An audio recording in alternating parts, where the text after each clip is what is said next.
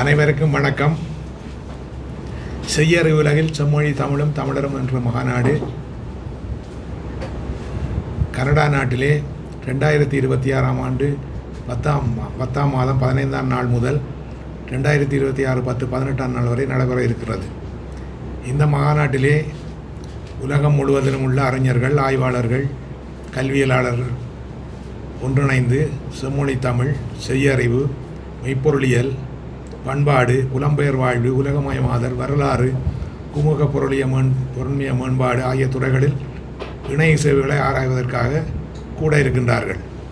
மேலும் தமிழ் அறிவியல் மரபுகளின் வரலாற்று ஆழத்தையும் இன்றைய உலகின் அவற்றின் சமகால பொருத்தத்தையும் வெளிப்படுத்தும் பல்துறை உரையாடல்களை ஊக்குவிப்பதே இந்த மாநாட்டினுடைய முக்கிய நோக்கமாகும்.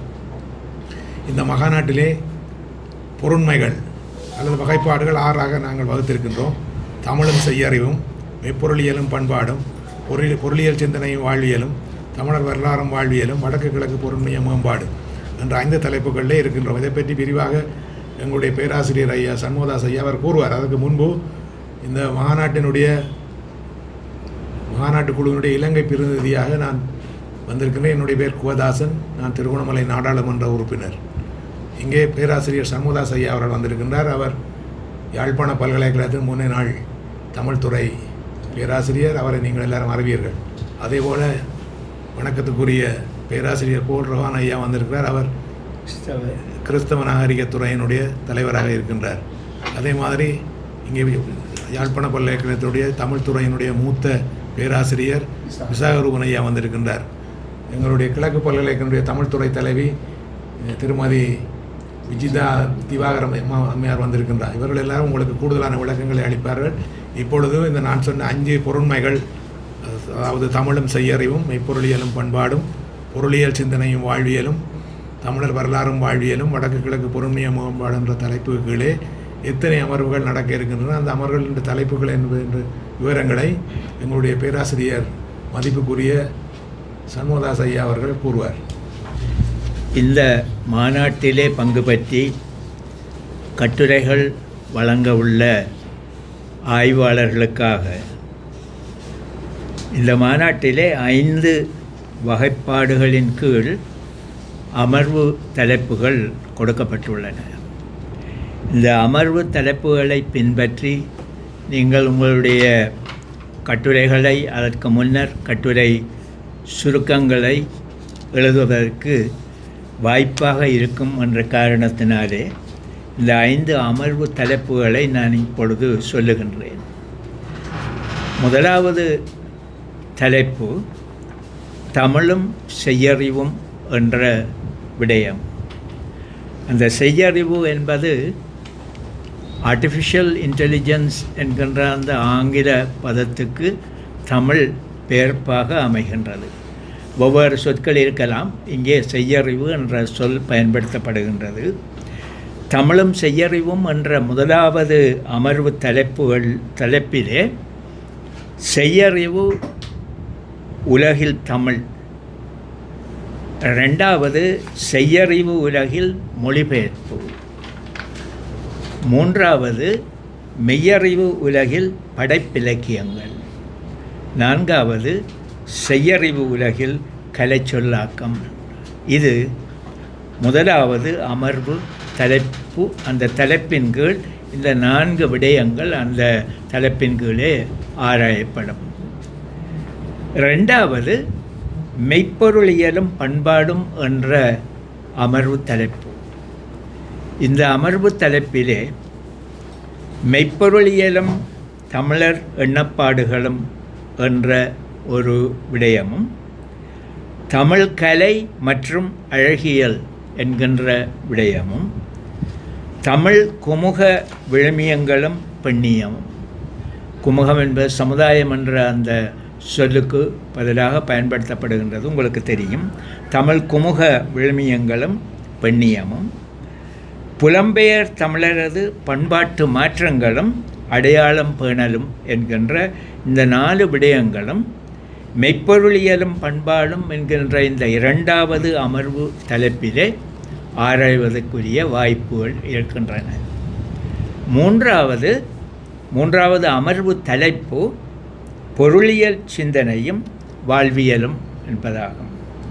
இந்த பொருளியல் சிந்தனையும் வாழ்வியலும் என்கின்ற அந்த அமர்வு தலைப்பின் கீழே தமிழர் பொருளியல் சிந்தனையும் தொழில் முனைவுத் திறனும்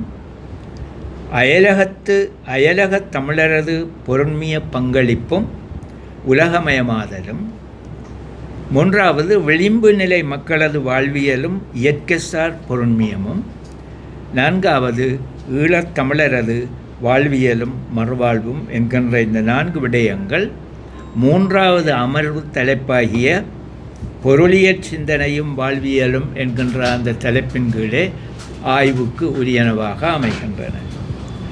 4வது அமர்வு தலைப்பு தமிழர் வரலாறும் வாழ்வியலும். இதன் கீழே தமிழர் வரலாற்று தொன்மையும் நாகரிக வளர்ச்சியும் என்கின்ற விடயமும், தமிழர் கல்வி மற்றும் மருத்துவ அறிவியல் மரபுகள் என்கின்ற விடயமும், மூன்றாவது மொழி வழி அரசியலும் தமிழர் அடையாளம் பேணலும் என்கின்ற விடயமும், தமிழர் புலப்பெயர்வும் உலகத் தமிழர் வாழ்வியலும் என்கின்ற இந்த விடயமும் இந்த 4வது தமிழர் வரலாறும் வாழ்வியலும் என்கின்ற அமர்வு தலைப்பிலே ஆராய்வுக்கு உரியனவாக அமைகின்றன. 5வது அமர்வு தலைப்பு வடகிழக்கு பொருண்மைய மேம்பாடு. இது ஒரு தனியாக எடுத்து, அதாவது பல மாநாட்டுக்கு வந்திருக்கின்ற எல்லோருமே பங்கு பற்றக்கூடிய வாய்ப்புள்ள ஒன்றாக அமையக்கூடும். அதிலே 4 விடயங்கள் இருக்கின்றன. ஒன்று, வடகிழக்கில் சிறு மற்றும் நடுத்தர தொழில் மேம்பாடு. 2வது, வடகிழக்கில் வேளாண்மை, மீன்பிடி, நீர்வளம் மற்றும் சுற்றுலாத்துறை மேம்பாடு. 3வது, வடகிழக்கு மனித வள மேம்பாட்டில் இன்றைய சிக்கல்கள். 4வது, வடகிழக்கு மேம்பாட்டில் உலகத் தமிழரது பங்களிப்பு. இந்த வடகிழக்கு பொருண்மைய மேம்பாடு என்றதிலே சிலவள ஒரு மயக்கம் ஏற்படலாம். இது வடக்கு மாகாணம் கிழக்கு மாகாணம் 2ஐயும் சேர்த்தது என்பதை தயவு செய்து மனதிலே கொள்ளுங்கள். அதை வட ஒரு சிறு கோடு கிழக்கு என்று பிரித்து எழுதப்படும். வடகிழக்கு பொருண்மைய மேம்பாடு என்ற இந்த 5வது அமர்வு தலைப்புகளின் கீழ் இந்த 4 விடயங்களும் எடுத்து ஆராயப்படும். இவை உங்களுக்கு இந்த உங்களுடைய முதல் ஆய்வு சுருக்கம் எழுதுவதற்காக முதலிலே உங்களுக்கு அவை அறிவிக்கப்படும். அவற்றை அனுசரித்து இவற்றை செய்யலாம். இப்பொழுது இந்த மாநாட்டு கருத்தாக்கம், இந்த மாநாட்டினுடைய அமைப்பு, அதனுடைய போக்கு, அதனுடைய நோக்கு, இவை பற்றிய ஒரு விளக்கத்தினை எங்களுடைய யாழ்ப்பாண பல்கலைக்கழக கிறிஸ்தவ நாகரிகத்துறை தலைவர், வணக்கத்துக்குரிய பேராசிரியர் பால் ரொஹான் அவர்கள் இப்பொழுது உங்களுக்கு எடுத்து கூறுவார். வணக்கம். அனைத்துலக தமிழர் பேரவை என்ற ஒரு அமைப்பு கனடாவிலே இயங்கி வருகின்றது. Federation of global Tamils.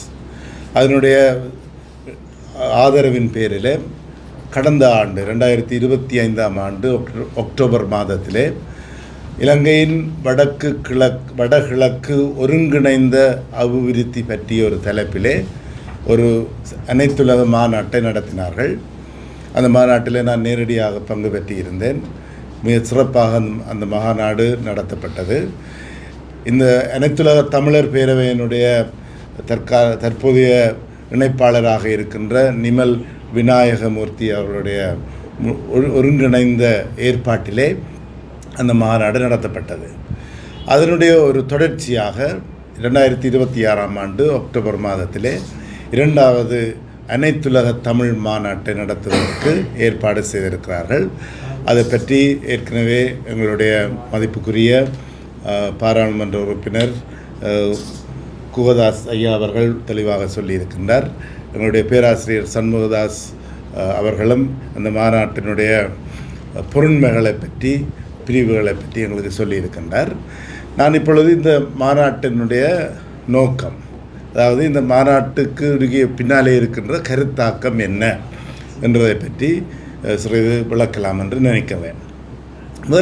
முதலாவது மாநாடு இலங்கையினுடைய வடக்கு கிழக்கு ஒருங்கிணைந்த அபிவிருத்தி பற்றிய தலைப்பில் அமைந்திருந்தது. அதாவது இலங்கையில் தமிழர் தாயகம் என்று நாங்கள் சொல்லக்கூடிய வடகிழக்கு, அது வடக்கு கிழக்கு என்று பிரிக்காமல் இந்த தமிழர் தாயகத்தை நாங்கள் ஒருங்கிணைந்த ரீதியில் என்று சொன்னால் தனிய பொருளாதார அல்லது தனிய கல்வி அல்லது தனிய வியாபாரம் இவைகள் எல்லாவற்றையும் ஒருங்கிணைத்த நிலையிலே எவ்வாறு அபிவிருத்தி செய்யலாம் என்றதை பற்றின ஒரு மாநாடு நடத்தப்பட்டது. அதற்கு பேராசிரியர் செல்வநாதன் அவர்கள் ஆஸ்திரேலியாவில் இருக்கிறார். அவரும் பேராசிரியர் சந்திரகாந்தன் அவர்களும் இணைப்பாளர்களாக இருந்தார்கள். இந்த வருடம் இந்த மாநாட்டில் இந்த செய்யறிவு என்ற மைய கருத்தை எடுத்திருக்கிறார்கள்.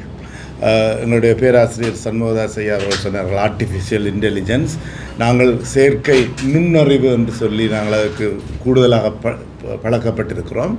இப்பொழுது இதை நாங்கள் செய்யறிவு என்று சொல்லி, அது ஒரு நல்ல ஒரு தமிழ், மெய்யறிவு செய்யறிவு என்ற அந்த சொல்லை பாவிக்கிறார்கள். அப்போ இந்த செய்யறிவு உலகில் செம்மொழி தமிழும் தமிழரும் அதான் என்னுடைய தலைப்பு. அப்போ இந்த செய்யறிவு உலகத்தில் இந்த தமிழ் ஏற்கனவே கிட்டத்தட்ட 2 தசாப்தங்களுக்கு முதலே நுழைந்து விட்டது. இந்த தமிழுக்கு இந்த செய்யறிவு புதியதல்ல. ஏனைய மொழிகள் இன்னும் செய்யறிவை பற்றி அதனுடைய ஆரம்ப நிலையிலே தத்தளித்து கொண்டிருக்கிற நிலையிலே தமிழ் ஏற்கனவே இந்த செய்யறிவு உலகத்தில் ஆழமான காலடி பதித்து வைத்திருக்கிறது என்று சொல்லலாம்.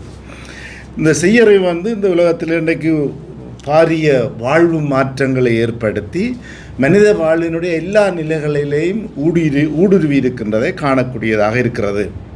இம்மாற்றம் உலகளாவிய அறிவுசார் அமைப்புகள், தகவல் தொடர்பு மற்றும் பண்பாட்டு உருவாக்க முறைகள் இவைகள் எல்லாத்தையுமே அது வரையறை செய்து வருகின்றது. அந்த வகையிலே தமிழ் இந்த செய்யறிவை விட்டு விலகி போக முடியாது. ஏன்னா தமிழ் ஒரு பாரம்பரிய மொழி, உலகத்தினுடைய தொன்மையான ஒரு மொழி. அப்போ அந்த மொழி தன்னுடைய தொன்மைத்தன்மையை பேண வைத்து தன்னுடைய இருப்பை மென்மேலும் உறுதிப்படுத்த வேண்டும் என்று சொன்னால் செய்யறிவு உலகத்துக்கு விரும்பியோ விரும்பாமலோ அது சென்றே ஆக வேண்டும், செய்யறிவை பயன்படுத்தியே ஆக வேண்டும். கடந்த 10 ஆண்டுகளுக்கு மேலாக தமிழ் மொழி இந்த செய்யறிவு தளத்தில் குறிப்பிடத்தக்க தடம் பதித்து வந்திருக்கிறன்றதை நான் ஏற்கனவே சொல்லியிருக்கிறேன். இதுக்கு உதாரணமாக இந்த இயற்கை மொழி சொல்லாக்கம், NLP என்று சொல்லுவார்கள். இதுகளெல்லாம் எங்களுக்கு 15 வருஷத்துக்கு முதலே வந்துவிட்டது. NLP இயற்கை மொழி செயலாக்கம்.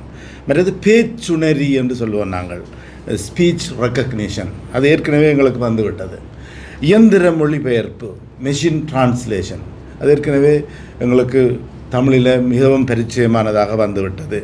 அடுத்ததாக உணர்வு பகுப்பாய்வு என்று சொல்லுவோம், சென்டிமெண்ட் அனாலிசிஸ், அதுவும் ஏற்கனவே எங்களுடைய தமிழ் மொழிக்குள்ளே தாராளமாக பயன்படுத்தப்பட்டு வருகின்றது. அதே நேரத்தில் இந்த எண்மிய தரவு அகழ்வுன்னு சொல்லுவோம், டிஜிட்டல் டேட்டா மைனிங் என்று சொல்லி எண்மிய தரவு அகழ்வு ஆகிய எல்லாவற்றிலேயும் நாங்கள் இன்றைக்கு தமிழ்மொழி பாண்டித்தியம் பெற்று அல்லது தமிழ்மொழி அவற்றிலே ஆதிக்கம் செலுத்தி அவற்றை 2 தசாப்தங்களாக பயன்படுத்தி வருகிறது. இந்த கடந்த 5 ஆண்டுகளுக்குள்ளே அது மிகவும் அதிகரித்த நிலையில் இருக்கிறது.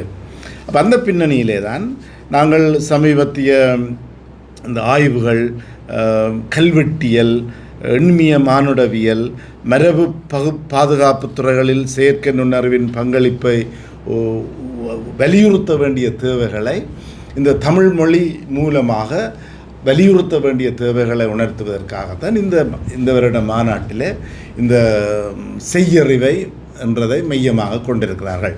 இந்த செய்யறிவை விட்டுவிட்டு இந்த தற்கால உலகத்தில் நாங்கள் ஒரு மொழி சார்ந்து அல்லது ஒரு இனம் சார்ந்து அல்லது ஒரு பண்பாடு சார்ந்து சிந்திக்க முடியாது.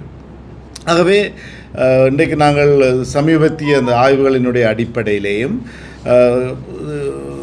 தமிழகத்திலேயும் ஈழத்திலேயும் மற்றும் புலம்பெயர்ந்த நாடுகளின உலகெங்கும் வாழும் தமிழர்களின் வாழ்வியல் அனுபவங்களும் அறிவுசார் அனுபவங்களும் ஒருங்கிணைந்த உலகளாவிய கட்டமைப்புக்குள்ளே வர வேணும்.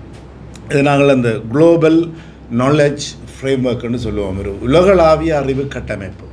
அப்போ அந்த உலகளாவிய அறிவு கட்டமைப்பு வர வேண்டும் என்று சொன்னால் எல்லா மொழிகளும் ஒன்றிணைந்து ஒரே தளத்தில் அந்த அறிவை பகிர்ந்து கொள்ளக்கூடிய தன்மை இருக்க வேணும். இன்றைக்கு அது தமிழ் மொழி அதை லாபமாக செய்திருக்கிறது என்று நாங்கள் சொல்லலாம். இன்றைக்கு திருக்குறளை பற்றி அல்லது சங்க இலக்கியங்களை பற்றி வேறொரு மொழியினர் அறிய வேணும் என்றால் உடனே இந்த தளத்துக்குள்ளே போனால் ChatGPT கேட்டால் அது திருக்குறளை பற்றி சொல்லும். அல்லது வேறு ஏதாவது AI என்னுடைய தளத்துக்குள்ளே நீங்கள் போய் யாதும் ஊரே யாவரும் கேளீர் என்று அடித்தால் அது கணியன் பூங்குன்றனர் அதை பற்றி எல்லாவற்றையுமே எல்லா மொழிகளிலையும் சொல்லும். ஆங்கிலத்தில், ஃப்ரெஞ்சில், ஜெர்மனியில் எல்லா மொழிகளிலையும் எடுக்கலாம். இப்போ அப்படியான ஒரு சிறந்த ஒரு கட்டமைப்புக்குள்ளே நாங்கள் தமிழை கொண்டு போய்விட்டோம். அதுக்கு தமிழகமும் கனடாவில் இருக்கிற புலம்பெயர்ந்த மக்களும் இதுக்கு நிறைய பங்களிப்பு செய்திருக்கிறார்கள். அப்போ அதனுடைய ஒரு பின்னணியில் தான் நாங்கள் இன்றைக்கு தனியாக செய்யறிவை மட்டும் இல்லாமல் அதோடு இணைந்த துறைகள் எங்களுடைய பேராசிரியர் சண்முகதாஸ் ஐயா சொன்ன மாதிரி அறிமுகப்படுத்தின மாதிரி அந்த 5 துறைகளை உள்ளடக்கி அவர்களினூடாக மென்மேலும் இந்த செய்யறிவு தளத்தை வலுப்படுத்துகின்ற ஒரு முயற்சியைத்தான் இந்த மாநாடு மேற்கொள்கிறது. அவை இந்த மாநாட்டிலே கட்டுரைகள் சமர்ப்பிக்கப்பட போகின்றன. அந்த கட்டுரைகளை நாங்கள் எதிர்பார்க்கிறோம். மிகவும் ஆய்வு செய்து ஆழமான ஆய்வுகளுக்கு பின்னணியில் வருகின்ற கட்டுரைகளை நாங்கள் இந்த மாநாட்டில் சமர்ப்பிக்கின்ற பொழுது இந்த தமிழினுடைய இந்த செய்யறிவு யுகத்திலே இந்த தமிழினுடைய இருப்பை நாங்கள் மென்மேலும் கொண்டு போய் நாங்கள் எதிர்காலத்துக்கு இந்த தமிழையும் தமிழ் பண்பாட்டையும் அதுக்குரிய சிதைவுகள் இல்லாமல் கொடுக்கக்கூடிய ஒரு தன்மை உருவாகும். எங்களுடைய நோக்கம் இந்த தமிழை தொன்மை தமிழ், செம்மொழி தமிழ் என்று சொல்லி கொண்டிருக்காமல் அதை நாங்கள் அடுத்த கட்டத்துக்கு கொண்டு போக வேண்டும். அப்போ அதற்காகத்தான் இந்த மாநாட்டை நடத்துகிறோம். அப்போ இந்த மாநாட்டினுடைய ஆய்வு கட்டுரைகளை நாங்கள் எதிர்பார்க்கிறோம். ஆய்வு செய்து எழுதப்படுகிற கட்டுரைகள் அதைகள் புதிய அறிவு நிலைகளை உருவாக்கும். நியூ நாலேஜ் என்று சொல்லுவார்கள். இந்த நாலேஜ் கேப், அந்த அறிவு இடைவெளிகளை நிரப்பி புதிய அறிவு தளங்களை விரிவாக்குகிறதுக்கு தான் இந்த மாநாட்டில் நாங்கள் அழைப்பு விடுத்து ஆய்வாளர்களிடமிருந்து கட்டுரைகளை எதிர்பார்க்கின்றோம். அவை இந்த மாநாட்டினுடைய அடிப்படையான நோக்கம் தமிழ் மொழி சார் தொன்மை அறிவு முறைகளை நவீன சேர்க்கை அல்லது செய்யறிவு தொழில்நுட்பத்துடன் இணைத்து உலகளாவிய ரீதியில் பன்முக ஆய்வுகளையும் புத்தாக்கங்களையும் பண்பாட்டு தொடர்ச்சியை முன்னெடுப்பதற்கான ஒரு கல்வி புலத்தளத்தை உருவாக்குவது. அதன் மிக முக்கியமான ஒரு கல்வி புலத்தளத்தை நாங்கள் உருவாக்கி, ஏனால் அறிவு தான் எல்லாத்துக்கும் அடிப்படை. அறிவினுடைய அடிப்படையில் தான் மீயானம் வளரும், வளர்ச்சிகள் எல்லாம் ஏற்படும். அது இப்பொழுது இந்த ஆய்வு கட்டுரைகளை சமர்ப்பிக்கின்ற வழிமுறைகளை பற்றி எங்களுக்கு விரிவாக சொல்வதற்காக எங்களுடைய கிழக்கு பல்கலைக்கழகத்தினுடைய தமிழ் துறை தலைவராக மிக திறமையாக செயற்பட்டு கொண்டிருக்கின்ற எங்களுடைய அம்மையார் திருமதி விஜிதா திவாகர் அவர்கள் எங்களுக்கு விளக்கமாக எடுத்து சொல்லுவார். வணக்கம். செய்யறிவு உலகில் செம்மொழி தமிழும் தமிழரும் எனும் தலைப்பில் அமையும் மாநாட்டிற்கு ஆய்வாளர்களிடமிருந்தும் கல்வியாளர்களிடமிருந்தும் புலமையாளர்களிடமிருந்தும் ஆய்வு கட்டுரைகள் வரவேற்கப்படுகின்றன. இங்கு செய்யறிவு என்பது முக்காலங்களுக்கும் இந்த சொல் பொதுவானது. செய்த அறிவு, செய்கின்ற அறிவு, செய்யும் அறிவு என்ற வினைத்தொகை வடிவத்தில் இந்த சொல் அமைவது இங்கு குறிப்பிடத்தக்கது. அந்த வகையில் முக்காலத்திற்கும் பொருந்தக்கூடிய ஆய்வு மாநாட்டையும் அதனோடு தொடர்புடைய ஆய்வு கட்டுரைகளையும் நாம் வரவேற்கின்றோம். இந்த பொதுவாக ஒரு ஆய்வு மாநாட்டிற்கு ஆய்வு கட்டுரைகளை சமர்ப்பிப்பதற்கு முன்னர் அந்த கட்டுரையினுடைய ஒரு சுருக்கமான வடிவம் ஒன்று அதற்கு முதலில் நாம் சமர்ப்பிக்க வேண்டும். அந்த வகையில் தான் ஆய்வு சுருக்கம், அப்ஸ்ட்ராக்ட் என்று நாங்கள் அதை சொல்லுவோம், அந்த ஆய்வு சுருக்கம் அமைகின்றது. அந்த ஆய்வு சுருக்கம் என்பதை நாங்கள் பார்க்கின்ற போது, அதாவது ஆய்வு சுருக்கம் என்பதை பார்க்கின்ற போது அதற்கும் ஒரு அமைப்பு இருக்கின்றது. சில விதிமுறைகளை பின்பற்றித்தான் நாம் அந்த ஆய்வு சுருக்கத்தை எழுத வேண்டும். ஏனெனில் அதை அந்த முத்தாக மிகச் சுருக்கமாக சொல்லக்கூடிய ஒரு விஷயம்தான் ஆய்வு சுருக்கம். நாங்கள் கட்டுரையில் என்னத்தை ஒரு ஆய்வாளர் ஆய்வு செய்ய போகிறார், என்ன முடிவை இந்த ஆய்வுலகத்திற்கு தரப்போகின்றார் என்ற விஷயத்தை மிக சுருக்கமாக கூறுகின்ற ஒரு விடயம் இந்த ஆய்வு சுருக்கம். ஆகவே அந்த ஆய்வு சுருக்கம் சில விதிமுறைகளுக்கு உட்பட்டு அமைய வேண்டும். அது ஒரு பொதுவான விதிமுறை, பொதுவான ஒரு விதி. ஆகவே அந்த ஆய்வு சுருக்கம் அளிக்கும் முறையை பற்றி நான் இங்கு எடுத்து கூறப் போகின்றேன்.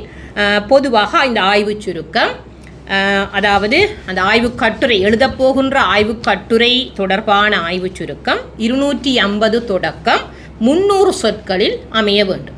ஒரு பந்தியில் 250 தொடக்கம் 300 சொற்களில் அந்த கட்டுரையில் நாம் கூற வேண்டிய விடயத்தை மிக சுருக்கமாக இங்கே என்ன செய்ய போகிறோம் என்ற விடயத்தை இங்கே மிக சுருக்கமாக நாம் அந்த சொற்களில் நாம் கொடுக்க வேண்டும். ஆகவே அந்த திரும்பவும் நான் அதை கூறுகிறேன். 250 சொற்கள் தொடக்கம் 300 சொற்களுக்கு உட்பட்டவாறு மேற்படாதவாறு அந்த ஆய்வு சுருக்கம் அமைய வேண்டும். அடுத்தது இந்த எழுதப்போதும் கட்டுரை மற்றும் இந்த ஆய்வு சுருக்கங்கள் ஆங்கில மொழியிலும் அமையலாம், அதே நேரம் தமிழ் மொழியிலும் அமையலாம். நாங்கள் இரு மொழிகளிலும் நாங்கள் கட்டுரைகளை எதிர்பார்க்கின்றோம். விரும்பியவர்கள் ஏதாவது ஒரு மொழியை தெரிவு செய்து தமது கட்டுரைகளையும் ஆய்வு சுருக்கங்களையும் சமர்ப்பிக்கலாம். கட்டுரையினுடைய தமிழ் கட்டுரையாயின் தமிழ் மொழியாயின் தமிழ் கட்டுரையாயின் அல்ல தமிழ் ஆய்வு சுருக்கமாயின் ஒரு குறி, அதாவது யூனிகோடுன்னு சொல்லுவோம். அதிலேயும் நாங்கள் விஜயா என்ற ஃபொண்ட், அதாவது விஜயா என்ற ஒரு குறியை பாவித்து 12 பாயிண்ட் அளவிலே அந்த எழுத்துரு அமைய வேண்டும். அந்த வகையில் அந்த கட்டுரை எங்களுக்கு இருக்க வேண்டும். யூனிகோட் ஃபொண்ட், அதாவது ஒரு குறி என்று நாங்கள் அதை தமிழில் சொல்வோம். ஆங்கில மொழியாயின் பொதுவாக அங்கீகரிக்கப்பட்ட டைம்ஸ் நியூ ரோமன் என்ற எழுத்துருவை பாவித்து அல்லது ஒரு குறியை பாவித்து நாங்கள் 12 புள்ளி அளவில், அதாவது 12 பாயிண்ட் அளவில் எங்களுடைய அந்த எழுத்தினுடைய அளவு இருக்கிற மாதிரி ஆங்கில மொழியில் கட்டுரை அமைதல் வழமையானது. அடுத்தது இந்த ஆய்வு சுருக்கத்தினுடைய இன்னொரு அமைப்பு தான், அதாவது குறிச்சொற்கள், கீவேர்ட்ஸ் என்று நாங்கள் சொல்வோம். இதை தமிழில் பலவாறு சொல்வார்கள். திறவு சொற்கள், முதன்மை சொற்கள், விளக்கச் சொற்கள் என்று இவற்றை சொல்வார்கள். இந்த கீவேர்ட்ஸ், இந்த குறிச்சொற்கள் 5 சொற்களுக்கு மேற்படாதவாறு இருக்க வேண்டும். இந்த குறிச்சொற்களை நாங்கள் பொதுவாக போடுவது எங்களுடைய ஆய்வு தொடர்பாக ஏதாவது ஒரு சொல், அதாவது ஒரு கீவேர்டாக இது இருக்கும். இதை நாங்கள் போய் சர்ச் பண்ணினோம் என்று சொன்னால், அதாவது தேடி பார்த்தோம் என்றால் அது தொடர்பான மேலதிக தகவல்கள், விவரங்களை நாங்கள் பெற்றுக்கொள்வதற்காகத்தான் எமது ஆய்வு கட்டுரையில் பயன்படுத்தப்படுகின்ற பிரதான விடயப்பரப்புகளினுடைய சொற்களை நாங்கள் இங்கே திறவு சொற்களாக போடுகின்றோம். அது எங்களுக்கு பெரும்பாலும் ஒரு 3 தொடக்கம் 5 வரையான சொற்களாக இருந்தால் மிக நன்றாக இருக்கும். அதாவது 5க்கு மேற்படாதவாறு 5 சொற்களை நாங்கள் இங்கே குறிப்பிட வேண்டும் ஆய்வு சுருக்கத்தின் இறுதியில். அடுத்தது இந்த ஆய்வு சுருக்கத்தை அளிப்பதற்கான கடைசி திகதி 2026 5ஆம் மாதம் 25ஆம் திகதி எங்களுக்கு ஆய்வு சுருக்கங்கள் கிடைக்கப்பெற வேண்டும். இந்த ஆய்வு சுருக்கத்தை அளிப்பதற்கான, அதாவது சமர்ப்பிப்பதற்கான இணையதளம் www.globaltamilconference.org. இங்கே குளோபல் தமிழ் கான்ஃபரன்ஸினுடைய இந்த 3 சொல்லினுடைய எழுத்து எங்களுக்கு G கேபிட்டல் லெட்டரில் இருக்கும், அதே மாதிரி T கேபிட்டல் லெட்டரில் இருக்கும், C கேபிட்டல் லெட்டரில் இருக்கும். எந்த ஒரு இடைவெளியும் இந்த சொற்களுக்கு இடையில் இருக்காது. நான் திரும்பவும் அந்த இணையதள முகவரியை குறிப்பிடுகின்றேன், www.globaltamilconference.org. அடுத்ததாக நாங்கள் இந்த ஆய்வு கட்டுரையினுடைய மதிப்பாய்வு செயல்முறை, ஆய்வாளர்களால் எமக்கு அனுப்பி வைக்கப்படுகின்ற ஆய்வு சுருக்கங்களினுடைய மதிப்பீடு, எவ்வாறு நாம் அவற்றை தெரிவு செய்ய போகின்றோம் என்ற மதிப்பீடையும் நாம் உங்களுக்கு அறிய தருகின்றோம். அந்த வகையில் இந்த ஆய்வாளர்களால் சமர்ப்பிக்கப்படுகின்ற ஆய்வு சுருக்கங்கள் மாநாட்டு ஆய்வு குழுவினர், இந்த மாநாட்டு குழுவில் இடம்பெறுகின்ற அனைத்து உறுப்பினர்களையும் நாங்கள் உங்களுக்கு வெளிப்படையாக எங்களுடைய யாழ் பல்கலைக்கழகத்தினுடைய சிரேஷ்ட பேராசிரியர் விசாகரூபன் ஐயா அவர்கள் உங்களுக்கு அறிமுகப்படுத்துவர். அந்த வகையில் இந்த ஆய்வு குழுக்களினுடைய ஆய்வு குழுவினரின், அதாவது ஆய்வுக்குழுவில் இருக்கிற நிபுணத்துவர்களால் இந்த ஆய்வு கட்டுரைகள் யாவும் விரிவாக மதிப்பாய்வு செய்யப்படும். இந்த ஆய்வினுடைய அடிப்படையில், அதாவது ஆய்வு கருத்தாக்கம் அங்கே விளங்கப்படுத்தப்பட்டது எங்களுடைய அருட்தந்தை அவர்களால். ஆகவே இந்த ஆய்வு கருத்தாக்கம் மற்றது இந்த ஆய்வு தொடர்பாக அறிமுகங்கள் எனக்கு முன்னரே உள்ள பேராசிரியர்கள், மதிப்பிற்குரிய பாராளுமன்ற உறுப்பினர் குதாசனையா அவர்கள் எல்லோரும் இங்கே விளங்கப்படுத்தி இருக்கிறார்கள். இதற்கு அமைவாக இந்த விதிமுறைகளுக்கும் இந்த நியதிகளுக்கும் உட்பட்டு அமைகிற ஆய்வு சுருக்கங்கள் ஆய்வாளர்களால் மதிப்பீடு செய்யப்படும். அந்த மதிப்பீட்டின் அடிப்படையில் தெரிவு செய்யப்படுகின்ற ஆய்வு சுருக்கங்களை எழுதியோருக்கு மாத்திரம்தான் ஆய்வு கட்டுரை எழுதுமாறு நாம் திரும்பவும் அவர்களுக்கு அழைப்பு விடுப்போம். அந்த வகையில் அனைத்து ஆய்வாளர்களும் தங்களுடைய ஆய்வு சுருக்கங்கள், அதாவது ஆய்வு சுருக்க தேர்வு, நாங்கள் உங்களுடைய ஆய்வு சுருக்கம் தெரிவு செய்யப்பட்டுள்ளதா இல்லது சீர்திருத்தப்பட வேண்டுமா, மேம்படுத்தப்பட வேண்டுமா, இல்லை என்று சொன்னால் உங்களுடைய ஆய்வு சுருக்கங்கள் இந்த மாநாட்டுக்கு பொருத்தமற்ற முறையில் அமைகின்றன என்று சொல்லி தெரிவு செய்யப்படவில்லையா என்ற விடயங்களை நாங்கள் வெளிப்படையாகவே உங்களுக்கு 2026 6ஆம் மாதம் 30ஆம் திகதிக்கு முன்னர் 30ஆம் திகதி அளவில் நாம் அறிவிப்போம். உரிய முறையில் நாங்கள் உங்களுக்கு உத்தியோகபூர்வமாக உங்களுடைய ஆய்வு சுருக்கம் இந்த மாநாட்டுக்கு தெரிவு செய்யப்பட்டுள்ளதா இல்லையா, இவற்றில் ஏதும் சில திருத்தங்களை நீங்கள் மேற்கொள்ள வேண்டுமா என்ற விடயங்கள் உங்களுக்கு பதிலாக எம்மால் அறிவிக்கப்படும். அடுத்ததாக இந்த முழுமையான தெரிவு செய்யப்பட்ட ஆய்வு சுருக்கங்கள் ஆய்வாளர்களுக்கு அந்தந்த உரிய ஆய்வாளர்களுக்கு அறிவிக்கப்படும். அவர்கள் அதை உரிய முறையில் எடுத்து அந்த ஆய்வு மாநாட்டினுடைய நெறிமுறைக்கு அமைவாக தங்களுடைய கட்டுரைகளை முழுமையாக எழுத வேண்டும். அந்த வகையில் முழுமையான கட்டுரைகள் ஏறக்குறைய 3000 சொற்களுக்கு மிகாமல், 3000 சொற்களுக்கு மேற்படாமல் திரும்பவும் ஒருங்குறிய, அதாவது யூனிகோட் ஃபொண்டில், அதாவது யூனிகோட் எழுத்துருவில் அது மீண்டும் 12 அளவு அந்த ஃபொண்ட் சைஸில் அது அமைதல் வேண்டும். அப்போ இந்த ஆய்வு கட்டுரைகள், முழுமையான ஆய்வு கட்டுரைகள் 2026ஆம் ஆண்டு 8ஆம் மாதம் 31ஆம் நாள், ஆகஸ்ட் மாதம் 31ஆம் திகதிக்கு முன்னர் எங்களுக்கு கிடைக்கக்கூடியதாக நான் ஏற்கனவே குறிப்பிட்ட இணையதள முகவரியினூடாக எங்களுக்கு மீண்டும் அந்த தெரிவு செய்யப்பட்ட ஆய்வாளர்கள் மாத்திரம் எங்களுக்கு அனுப்பி வைக்க வேண்டும். அந்த வகையில் தெரிவு செய்யப்படும் இலங்கை மற்றும் இந்திய கட்டுரையாளர்களுக்கு கனடா சென்று வருவதற்கான வான்வழி செலவு சீட்டும் கனடாவில் தங்குமிட வசதிகளும் வழங்கப்படும் என்பது இங்கு குறிப்பிடத்தக்க ஒரு விசேட மற்றும் முக்கியமான ஒரு அம்சமாகும். அந்த வகையில் மாநாடு பற்றிய மேலதிக விவரங்கள் உங்களுக்கு தேவைப்படுமாயின் நீங்கள் www.globaltamilconference.org என்ற இணையதளத்தினூடாக நீங்கள் மேலதிக தகவல்களை பெற்றுக்கொள்ளலாம். நன்றி. மொழி தமிழும் தமிழரும் மாநாடு 2026 கனடாவிலே நடைபெற இருக்கின்றது. அந்த மாநாட்டை முன்கொண்டு செல்வதற்கான ஆய்வரங்க குழு ஒன்றை கனடா, இலங்கை, இந்தியா, மலேசியா, ஆஸ்திரேலியா முதலான நாடுகளை உள்வாங்கிய வகையிலே மொத்தம் 16 பேர்களை கொண்ட ஒரு குழு ஒன்றை இந்த அமைப்பு நிறுவியிருக்கிறது. அந்த வகையிலே அவர்களை அறிமுகம் செய்வதற்காக நான் இங்கே வந்திருக்கின்றேன்.